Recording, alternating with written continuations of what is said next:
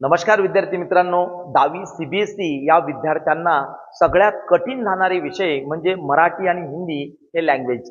मित्रांनो, या विषयाची काळजी तुम्हाला आता यानंतरच्या कोणत्याही व्हिडिओमध्ये करण्याची गरज नाही, कारण की या विषयाचा नेमका अभ्यास कसा करावा जेणेकरून 80 पैकी 80 म्हणजे 80 आउट ऑफ 80 मार्क्स सहजरित्या मिळू शकतात। त्याकरता येणाऱ्या पुढील व्हिडिओमध्ये आपण YouTube लाईव्ह करणार आहोत आणि त्या YouTube लाईव्ह मध्ये आपण मराठीतील प्रत्येक विभाग, हिंदीमधील प्रत्येक विभाग आणि खास करून व्याकरण अतिशय छान पद्धतीने करून घेणार आहोत।